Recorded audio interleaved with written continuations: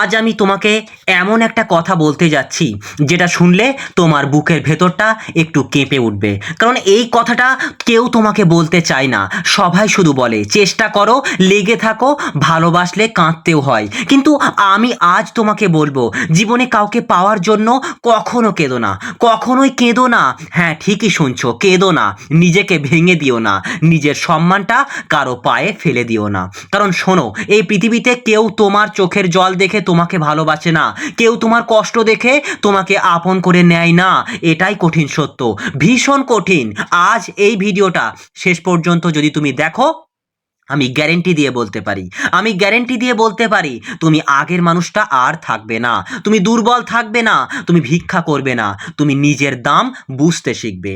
আজ আমি আজ প্রেম নিয়ে শুধু কথা বলবো না, আমি আজ বলবো মানুষ কেন কাঁদে, কেন ভেঙে পড়ে, কেন কাউকে আঁকড়ে ধরে, আর কেন সেই মানুষটাই একদিন সবচেয়ে বেশি কষ্ট পায়।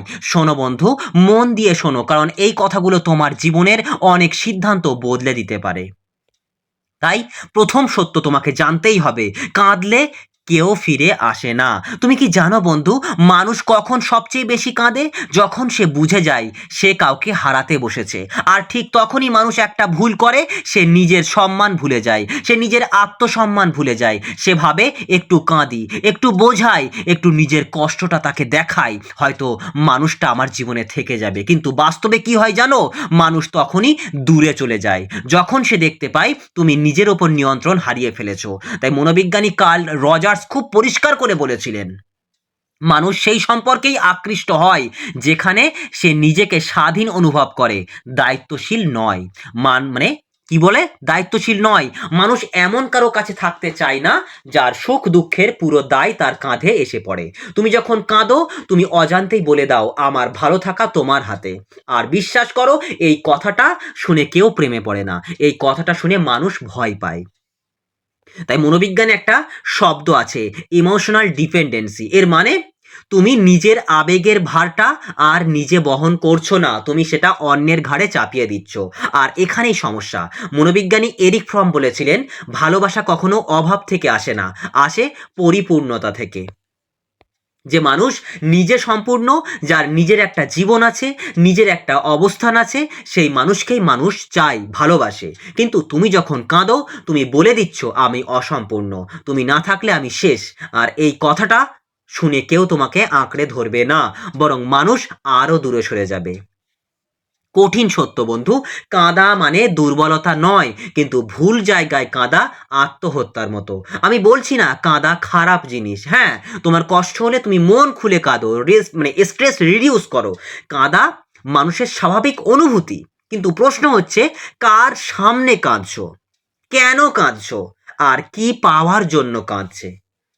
কি বললাম? কার সামনে কাঁদছো, কেন কাঁদছো, আর কি পাওয়ার জন্য কাঁদছো। যদি তুমি কাঁদো শুধু কাউকে ধরে রাখার জন্য, তাহলে তুমি নিজের ভবিষ্যৎটা নষ্ট করছো।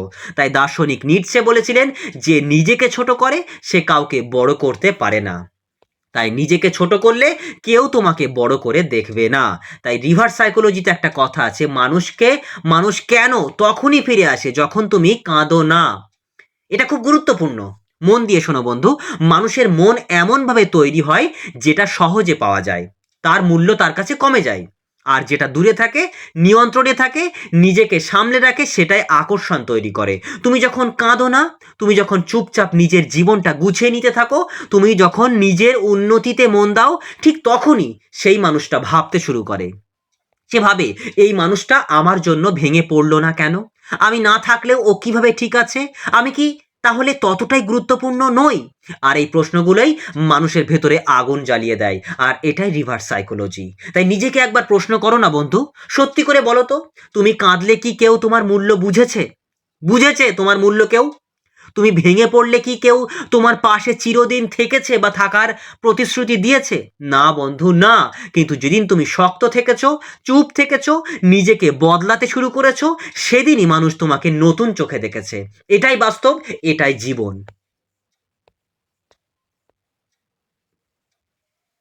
তাই তোমাকে এখন বোঝাতে চাইছি, কাঁদা ছাড়াই কিভাবে মানুষকে মিস করাতে হয়। শোনো বন্ধু, মন দিয়ে শোনো, এই কথাটা খুব কম মানুষ বোঝে। কেউ তোমাকে মিস করে না তোমার কান্নার জন্য, মানুষ তোমাকে মিস করে তোমার অনুপস্থিতির শক্তির জন্য। তুমি যখন কাঁদো, তুমি যখন বারবার ফোন করো, মেসেজ পাঠাও, বোঝাতে চাও, তখন তুমি আসলে মানুষটাকে জানিয়ে দাও আমি এখানেই আছি, যাওয়ার কোনো জায়গা নেই আমার, আমার পুরো জীবনটাই শুধু তুমি। আর মানুষের মন তখন বলে ঠিক আছে, ও তো কোথাও যাচ্ছে না।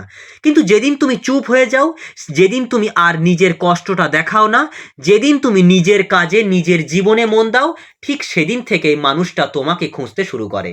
তাই মনোবিজ্ঞান বলে অ্যাবসেন্স ক্রিয়েটস ভ্যালু। কি বললাম? অ্যাবসেন্স ক্রিয়েটস ভ্যালু, মানে অনুপস্থিতিই তোমার মূল্য তৈরি করে, তোমার ভ্যালু তৈরি করে।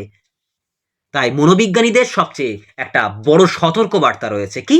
মনোবিজ্ঞানী আলফ্রেড অ্যাডলার বলেছিলেন মানুষ কখনো দুর্বল কাউকে অনুসরণ করে না, মানুষ অনুসরণ করে শক্তিকে। তুমি যত দুর্বল দেখাবে নিজেকে, মানুষ তত কম গুরুত্ব দেবে তোমাকে। আর তুমি যত নিজেকে সামলাতে শিখবে, ততই মানুষ ভাববে ওকে হারানো কি আমার ভুল ছিল। আর এই ভাবনাটাই সবচেয়ে বড় শাস্তি। একটা নির্মম সত্যি কথা বলি বন্ধু, জীবনে কাউকে পাওয়ার জন্য না কাঁদবে না। জীবনে কাউকে পাওয়ার জন্য কাঁদলে তুমি দুটি জিনিস হারিয়ে ফেলবে। এক তো মানুষটাকে হারিয়ে ফেলবে, আর দ্বিতীয়ত নিজের সম্মানটাকেও হারিয়ে ফেলবে। কিন্তু যদি তুমি না কাঁদো, যদি নিজেকে সামলে নাও, তুমি অন্তত একটা জিনিস বাঁচাতে পারবে, সেটা হচ্ছে নিজেকে। আর যে নিজেকে বাঁচাতে পারে সে জীবনে আবার সব কিছু ফিরে পায়, হয় সেই মানুষটাকে, না হয় তার থেকেও ভালো কিছু ফিরে পায়। কি বললাম? মানুষটাকে তো ফিরে পায়, আর যদি না পাই তার থেকেও ভালো কাউকে কিন্তু ভালো কিছু ফিরে পায়। তাই রিভার্স সাইকোলজি কি বলে, কেন এত শক্ত মানুষকে সবাই চাই? শোনো বন্ধু, খুব বাস্তব কথা বলছি। ধরো তুমি বাজারে গেলে, একটা জিনিস খুব সহজে পাওয়া যাচ্ছে, আর একটা জিনিস পেতে একটু অপেক্ষা করতে হচ্ছে। কোনটার দাম বেশি মনে হবে? ঠিক তেমনই মানুষের ক্ষেত্রেও তুমি যদি সবসময় সহজলভ্য হও, সবসময় আবেগে ভেঙে পড়ো, সবসময় নিজেকে প্রমাণ করতে যাও, মানুষ তোমাকে ধরে নেয়। কিন্তু তুমি যদি বলো না, যে তুমি যদি কিছুই না বলো, চুপ থাকো, নিজের জায়গায় থাকো, মানুষ তোমার গুরুত্ব বুঝতে শুরু করবে। আর এটাই রিভার্স সাইকোলজি। তাই নিজের দিকে তাকাও, একবার নিজের দিকে তাকাও। তুমি কি দেখছো? যারা সবসময় নিজের সম্মান নিয়ে চলে, যারা নিজের সীমা জানে, তারা খুব কম কাঁদে। কারণ তারা জানে কাঁদা সাধারণ নয়, কিন্তু নিজেকে গড়াই, কাঁদা সমাধান নয়, কিন্তু নিজেকে গড়াই হচ্ছে, নিজেকে গড়া, নিজেকে তৈরি করাই হচ্ছে সমাধান।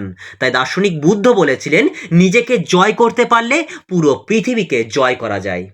তুমি যদি নিজেকে নিজের মনকে নিয়ন্ত্রণ করতে পারো, তাহলে কোনো মানুষ তোমার জীবনকে নিয়ন্ত্রণ করতে পারবে না। তাই মানসিক শক্তি বাড়ানোর এই 5টা অভ্যাস তুমি এখন থেকে শুরু করো। একদম বাস্তব সমাধান বলছি। প্রথমত, নিজের কষ্ট নিজের ভেতরে সামলাও। সব কথা সবাইকে বলা যায় না, কিছু যুদ্ধ একাই লড়তে হয়। দ্বিতীয়ত, নিজের রুটিন বানাও। খালি মনে সবচেয়ে দুর্বল হয়। তাই নিজেকে ব্যস্ত রাখো, কাজে, শরীর চর্চায়, শেখায়, যে কোনো দিকে বা সব দিকেই তুমি নিজেকে ব্যস্ত রাখো। তৃতীয়ত, নিজেকে ছোট করা বন্ধ করো। বারবার বলা আমি কিছু না, আমি দুর্বল, এটা নিজের সাথে বিশ্বাসঘাতকতা, এগুলো বলবে না। চতুর্থত, সীমা টানতে শেখো, মানে বাউন্ডারি তৈরি করো, লিমিট রাখো।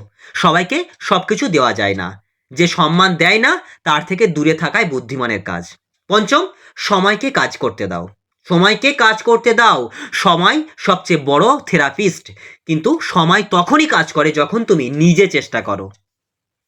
তাই পরিশেষে একটা কথাই বলি বন্ধু, প্রেম মানে ভিক্ষা নয়, প্রেম মানে নিজের অস্তিত্ব হারানো নয়। প্রেম বিশারদরা বলেন সুস্থ সম্পর্ক যেখানে যেখানে দুজন মানুষ পাশাপাশি দাঁড়ায়, একজন আরেকজনের ওপর ঝুলে থাকে না। তুমি যদি নিজের পায়ে দাঁড়াতে না পারো, তাহলে কেউ তোমার পাশে দাঁড়াবে না। আজ এই ভিডিওটা যদি তুমি মন দিয়ে শুনে থাকো, আমি চাই তুমি একটা কথা মনে রেখো, জীবনে কাউকে পাওয়ার জন্য কখনো কেঁদো না। নিজেকে পাওয়ার জন্য কাঁদতে হলে কাঁদো, বারবার কাঁদো নিজেকে পাওয়ার জন্য। কারণ যে নিজেকে পায় সে আর কাউকে হারায় না। আজ থেকে তুমি আর ভিক্ষা করবে না, আর তুমি আর নিজেকে ছোট করবে না। তুমি শক্ত হবে, চুপ থাকবে, নিজের জীবন গড়বে। আর বিশ্বাস করো বন্ধু, এই শক্ত চুপ থাকাটাই সবচেয়ে জোরে আওয়াজ তোলে। যদি আজকের কথাগুলো তোমার বুকের ভেতরে একটু হলেও আঘাত করে, তাহলে বুঝবে এই ভিডিওটা শুধু তুমি শোনোনি, এই ভিডিওটা তোমাকে একটু বদলে দিয়েছে। নিজেকে বাঁচাও বন্ধু, নিজেকে বাঁচাও, বাকিটা আপনা আপনি ঠিক চলে আসবে। সো সবাই ভালো থেকো এবং নিজের খেয়াল রেখো।